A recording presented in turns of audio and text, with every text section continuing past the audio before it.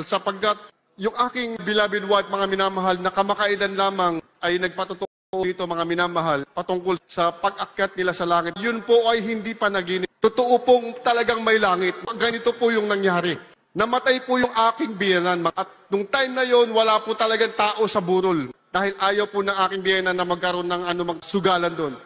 Nung time na yon, nagmumurmur na silang kapatid. Tatlo po sila magkakapatid. Sabi nila, mahal na Panginoon, akala ko ba pag naglingkod na sa iyo, walang mamamatay? Hindi na kami dadalo. Tumipas ang ilang segundo. May mga anino na silang nakikita doon sa burol na yun. That was 2 a.m. in the morning. Tatlo silang magkakapatid na puro babae, mga minamahal. Nagtuturoan na sila, may nakikita na silang anino. Hanggang sa nagpakilala na isa, mga minamahal. At nais silang dalahin sa langit. Ang nangyari po noon, kinuha silang sabay-sabay, yung kanilang mga katawan nandoon sa harap ng nagkapatong-patong po silang tatlo dyan. Ang beloved ko, si Sister Pia at siya.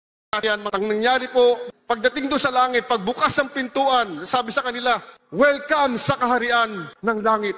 Pagbukas ng pintuan ng langit, mga minamahal, nasilaw sila sa sobrang liwanag. Si Ate Pia napatingin sa kanan, nakakita siya ng choir, pumunta siya doon at sumali sa choir. Ang beloved wife ko, napatingin sa bandang kaliwa kung saan nandoon yung isang puno at yung tubig ng buhay sapagkat nakaagaw sa kanyang pansin yung parang nababasag na salamin. Pinuntahan niya, napakaganda man ito, sumusunod sa kanya. At sa pagpunta niya ron, mga minamahal, sabi sa kanya, hawakan mo.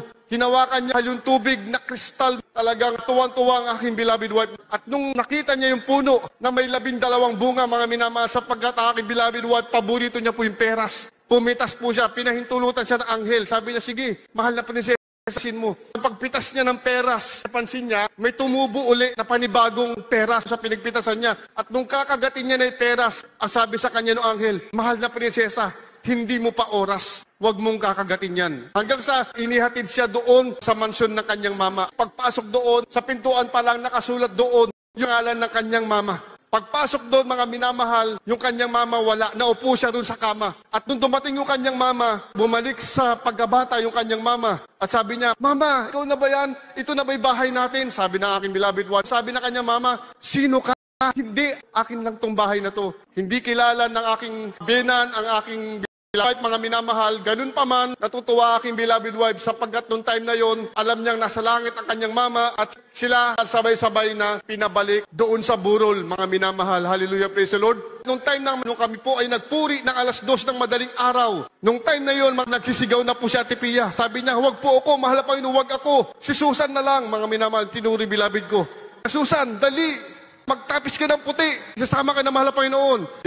Beloved wife ko, tumakbo sa kwarto, nagtapis ng puting kumot, sabay po silang hinimatay. Kanila pamangkin at aking beloved wife. Kami naman, aking kasama sa mga halo, katinginan kami, nagpuri po kami, mga minamahal. 30 minutes na lumipas, unang nagising si Crystal. Tumakbo palabas, sabi sa kanyang tita Pia, Tita, nakita ko si Papa. Yun yung aking biyenan na lalaki na numero 1 persecutor ba na nagawain. Pag dumadalo po ang aking beloved wife, kasama na kanyang nanay, kanyang pamilya, binabalibag po yun ng baseball bat, binabaril. Ang lagi sinasabi, bibigyan nyo na naman yung pera yung pastor.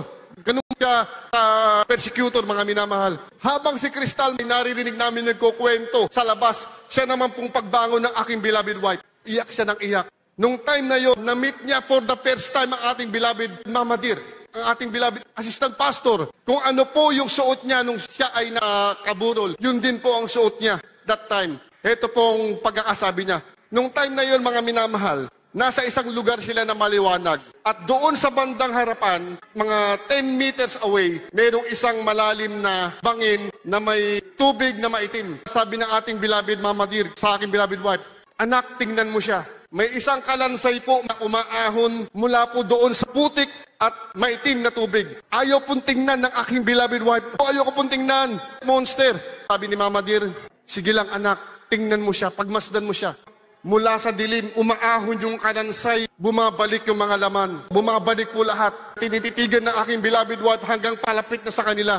Nakita po niya ang aking biyenan na lalaki, na persecutor, at umiiyak ito. Bumata yung mukha at umiiyak, nagpapasalamat. Salamat sa inyo, mga anak. Amen. Hindi ko kasi Praise the alam Lord. na totoo ang inyong pinaglilingkuran. Amen. Hindi ko alam na totoong propeta ng Diyos na nagtuturo sa inyo. Hindi ko alam na totoong Diyos ang inyong pinaglilingkuran. Salamat sa inyong panalangin at hinango ako sa dusa dyan sa impyerno. Grabing kagalakan namin mga minamahal. Patuloy kami nagpuri, nagpasalamat sa bagay na yan. Kaya totoo ang sabi ng ating iginagalang na mahal na pastor, anumang talian nyo sa lupa, tatalian sa langit. Anumang ipag-pray nyo sa tutugunin sa langit. At tinugon po ng Praise ating mahal na Lord. Panginoon ang lahat ng prayer namin. Ang lahat po ng kapurihan, pasasalamat para lamang po sa ating pinakamamahal na Panginoon Kristo. Amen.